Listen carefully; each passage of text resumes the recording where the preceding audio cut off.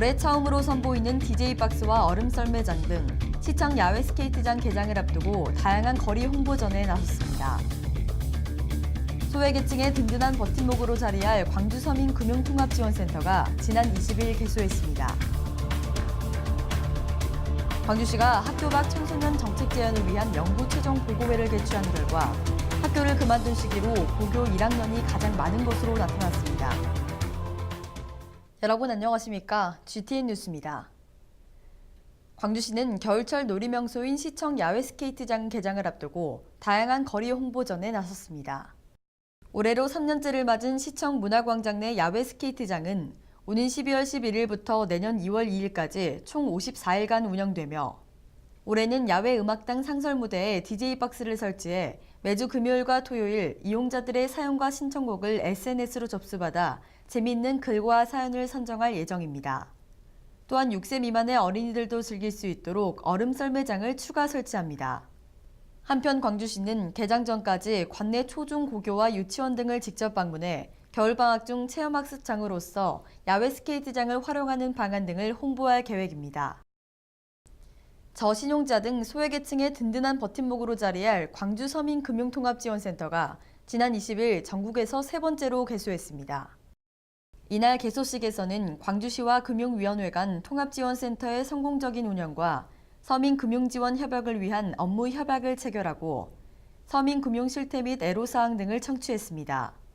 광주서민금융통합지원센터는 서민금융지역 네트워크 구축의 하나로 수요자에게 저리자금, 채무조정, 일자리 등을 지원하고 종합상담과 심사, 지원까지 원스톱 맞춤형 금융 서비스를 받을 수 있도록 주요 서민금융 유관기관이 참여하고 전산 시스템도 구축했습니다.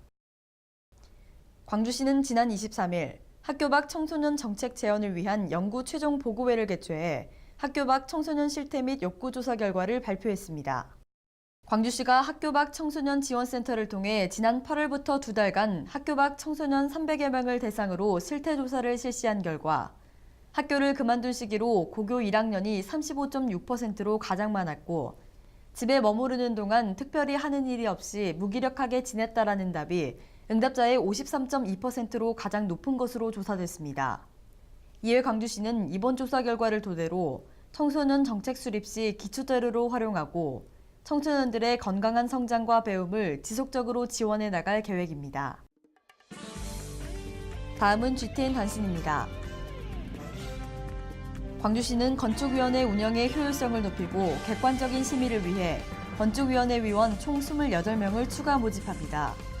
건축과 토목 조경, 도시 및 단지 계획 등 10개 분야 24명은 공개 모집하고 노인, 장애인, 여성, 아동 등 3개 분야 4명은 관련 단체의 추천을 받아 위촉하며 건축사, 기술사, 박사학위 소지자 또는 모집 분야에서 학식과 경험이 풍부한 전문가는 누구나 참여할 수 있습니다. 신청은 오는 11월 30일까지 광주시 건축주택과를 직접 방문하거나 우편 등으로 접수하면 됩니다.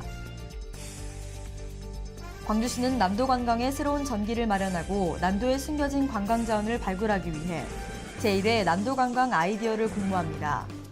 이번 공모는 역사 문화 등 관광 자원을 소개한 여행 상품 구성과 음식 전통 등 관광 자원 발굴 부문으로 나눠 실시하며 광주만의 또는 광주와 인접 지역의 관광 자원을 연계하는 당일, 1박 2일, 2박 3일 관광 상품과 참신하고 실현 가능한 관광 아이디어 총 67개 작품입니다. 신청은 오는 11월 30일까지 광주시 관광진흥과를 직접 방문하거나 우편 또는 이메일로 접수하면 됩니다. 광주시는 5.18 민주화운동 관련자 보상 등에 관한 법률에 따라 추가 보상 신청을 받습니다.